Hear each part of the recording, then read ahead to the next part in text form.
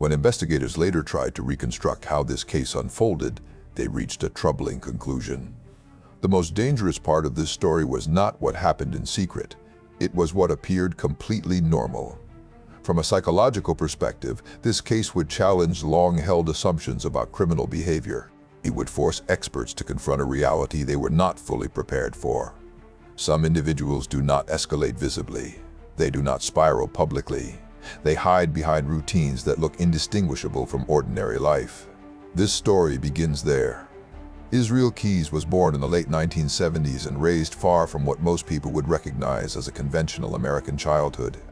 His early years were spent in a deeply isolated environment. His family followed an extreme belief system rooted in survivalism and distrust of mainstream society. Formal schooling was inconsistent. Social contact was limited. From an early age, he learned two skills that would later define his adult life: how to live off the grid, and how to keep his inner world completely private. Psychologists often emphasize that childhood environments do not cause violent behavior on their own, but they can shape how a person learns to relate to rules, authority, and other people. In this case, isolation did not produce visible dysfunction. It produced self-reliance, secrecy, and emotional compartmentalization. Those traits would become critical later. As a young adult, Keyes did something that appeared to pull him closer to structure rather than chaos. He joined the military. For several years, he lived within rigid schedules, clear hierarchies, and defined expectations. To those around him, he appeared disciplined and capable. Nothing about his behavior raised obvious alarms. Experts would later note something important here. Highly controlled environments can sometimes mask dangerous internal fantasies rather than eliminate them. They provide rules to follow while leaving the inner life untouched. After leaving the military, Keyes transitioned into civilian life with apparent ease. He worked, he traveled, he formed relationships. Eventually, he became a partner and a father. To neighbors, co-workers, and acquaintances, he was quiet but polite. He paid bills, he showed up, he blended in. There were no public breakdowns, no erratic outbursts, no obvious signs of crisis.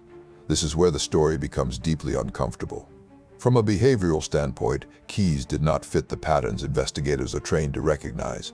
There was no clear victim type, no consistent location, no visible escalation timeline that others could observe. Instead, he lived what psychologists sometimes call a dual existence. One identity operated in daylight, governed by social rules and responsibilities. The other existed entirely in private, disconnected from empathy or consequence. Later, when questioned by authorities, he would describe himself in simple terms: two different people, living inside the same body. This kind of compartmentalization is rare, but it is not unheard of. In certain individuals, moral awareness can be selectively switched off, not through impulsive rage, through deliberate psychological separation. And Keyes was deliberate. One detail that would later alarm investigators was not a violent act at all. It was a book. As a teenager, Keyes reportedly read Mindhunter, a work that explores criminal profiling and behavioral analysis. For most readers, the book is unsettling but educational. For him, it appears to have had a different effect. According to later statements, reading about violent offenders did not repulse him. It clarified something. It gave language to urges he already felt. More importantly, it showed him what not to do. From an educational perspective, this is a critical warning sign. Some individuals consume information not to understand danger, but to refine it.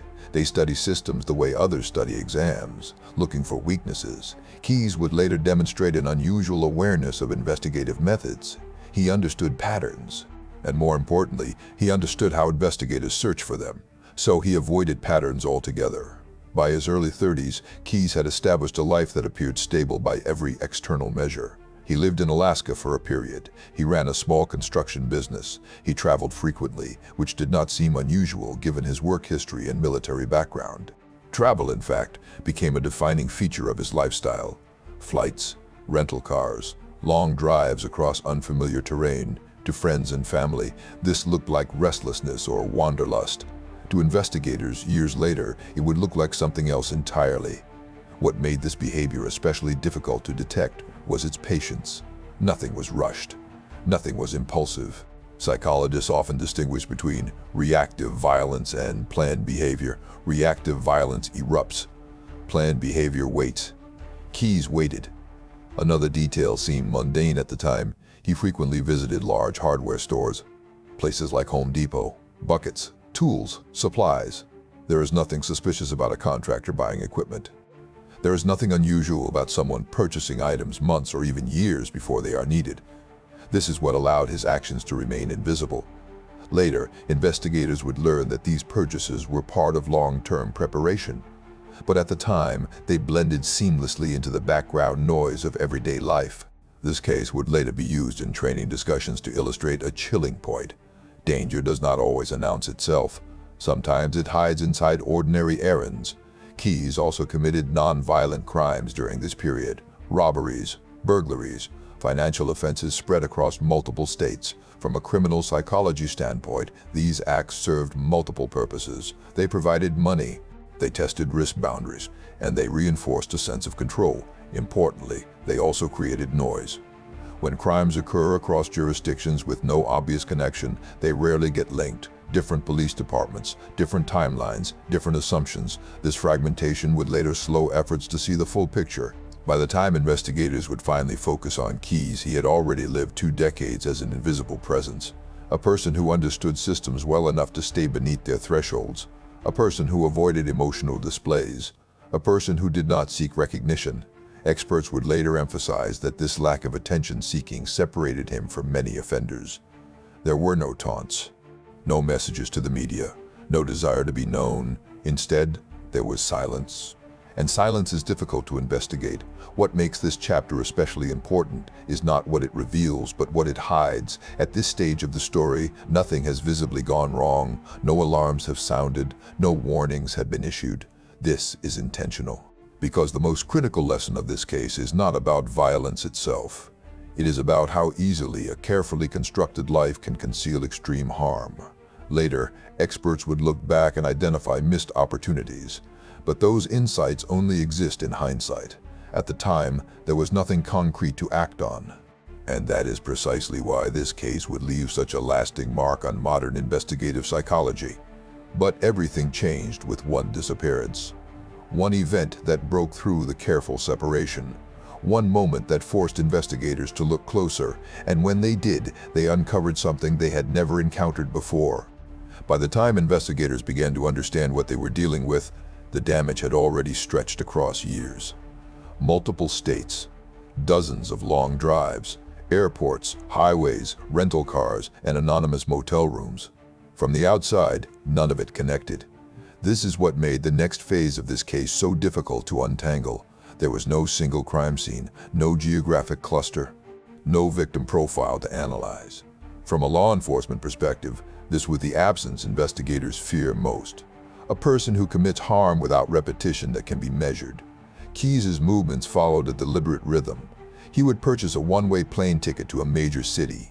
After landing, he rented a car. Then he drove hundreds, sometimes thousands, of miles. To most systems, this looked unremarkable. Air travel data existed, rental records existed, but without a triggering event, there was no reason to connect them. Criminal psychologists later noted something critical here.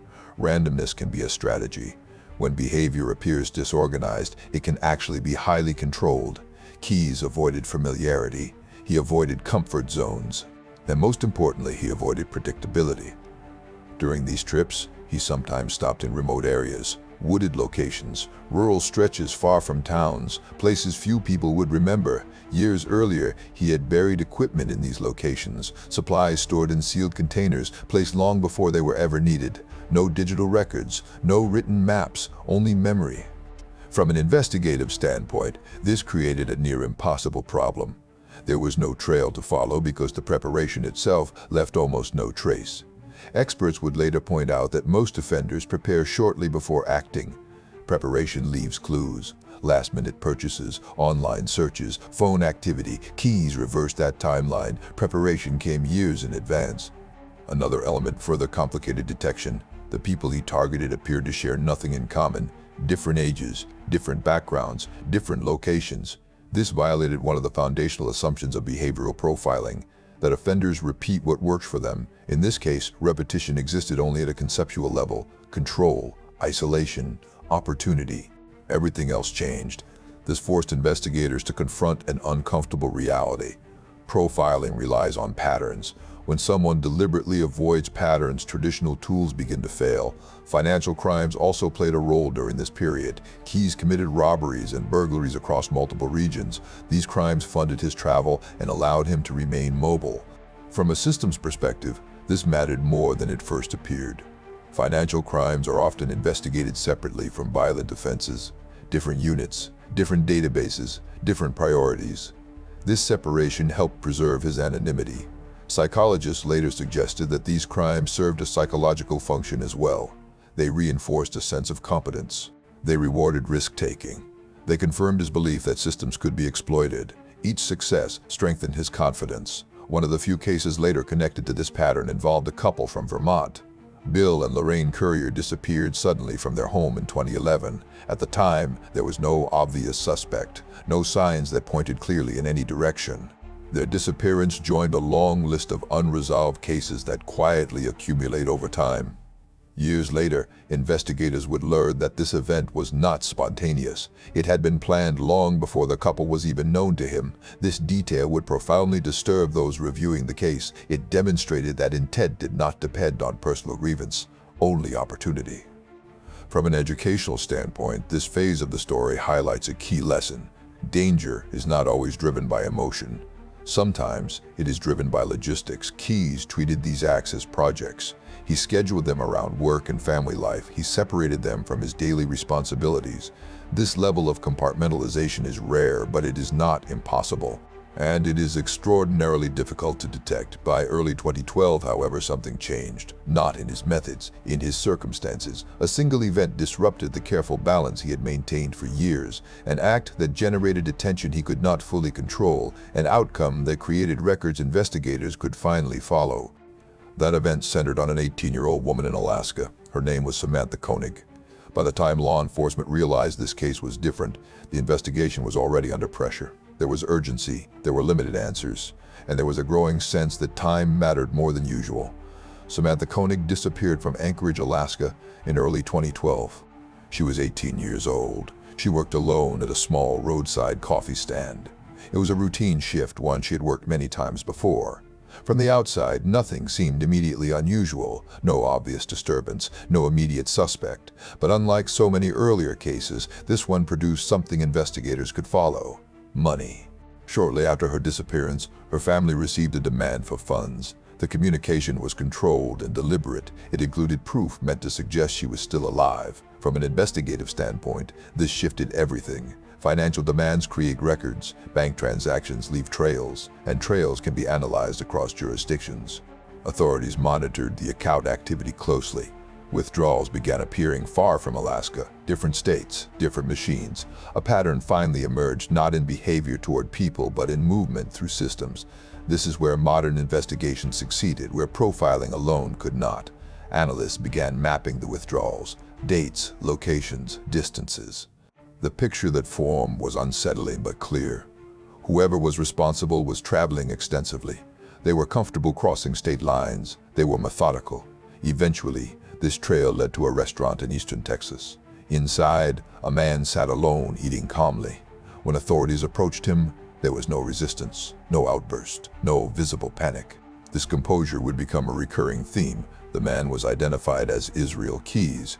At first, he appeared cooperative. He spoke politely. He answered questions selectively.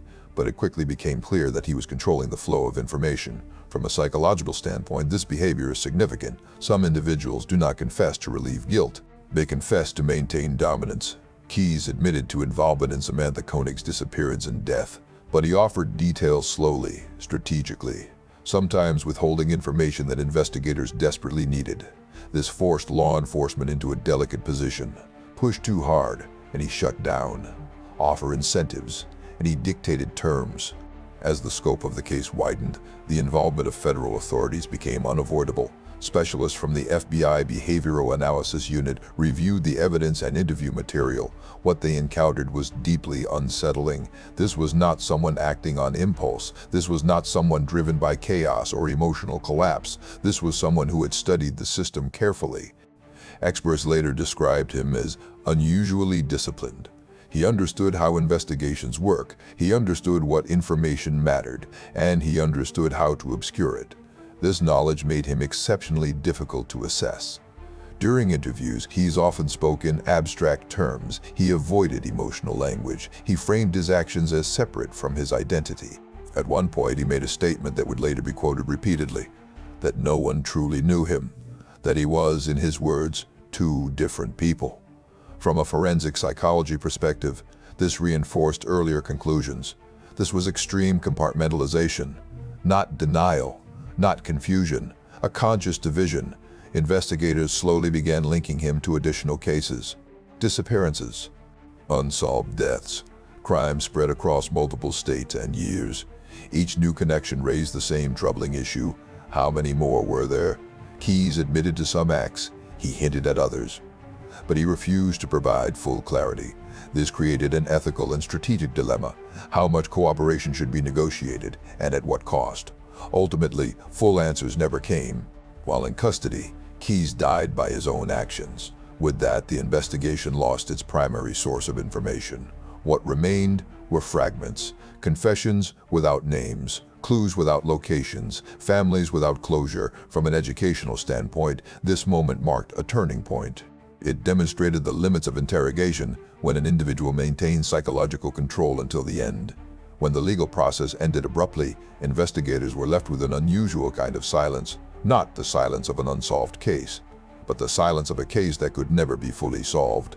Israel Keyes died while in custody in late 2012. With him went critical information.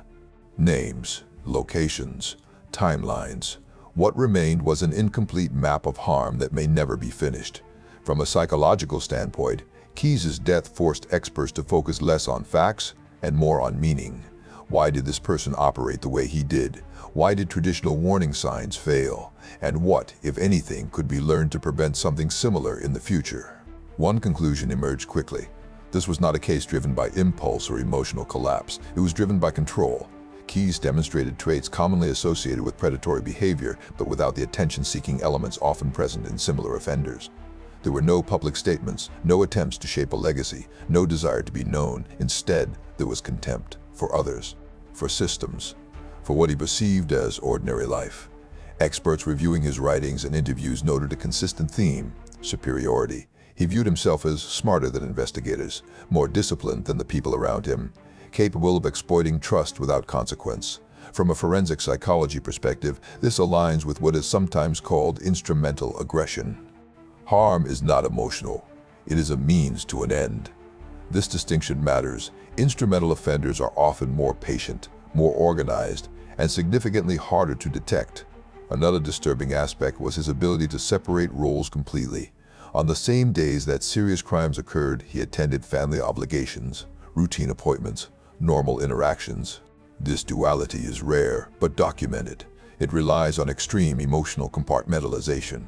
Empathy is not absent entirely. It is selectively disengaged. This is why hindsight offers so few clear warning signs. There were no public breakdowns, no escalating conflicts, no visible loss of control. From the outside, there was nothing to report. For investigators, the case exposed structural vulnerabilities. Crimes spread across jurisdictions are difficult to connect. Financial crimes and violent crimes are often investigated separately. Data exists, but it is fragmented. This case helped accelerate discussions about cross-state data sharing and behavioral analysis that focuses on movement patterns rather than victim profiles alone. It also reinforced an uncomfortable truth. Not all threats come with signals that are easy to recognize. The impact on families, however, was immediate and permanent. Samantha Koenig was remembered by friends and relatives as vibrant and kind. Her disappearance and death reshaped how communities in Alaska viewed safety in everyday routines. Bill and Lorraine Currier left behind loved ones who endured years of uncertainty before partial answers emerged. Even then, the lack of full transparency left wounds that never fully healed. These names represent only the cases that could be confirmed. Others may never be known. In 2020, federal authorities released additional materials recovered from Keyes' cell. The materials did not provide clarity. They provided symbolism, images, numbers, ambiguity. For investigators and families alike, this reinforced the same conclusion. The full scope of harm may remain unresolved indefinitely. This brings us to the most important part of the story: what this case teaches us. First, not all dangerous behavior escalates outwardly. Some individuals become more controlled, not less. Second, education and intelligence are not protective factors by themselves. They can be misused. Third, prevention does not rely solely on profiling individuals. It also depends on systems that can recognize unusual patterns of movement, finance, and behavior across boundaries. And finally, this case reminds us why victim-centered storytelling matters. Not to dwell on harm, but to acknowledge lives that mattered. The legacy of this case is not one of fear. It is one of vigilance, of understanding that danger does not always look like danger, and that prevention requires both psychological insight and systemic awareness. If this analysis helped you understand how investigators think and where systems can fail, there are other cases that explore similar psychological patterns and investigative challenges. But for now, this story ends where it must, with the people who were lost and with the lessons left behind.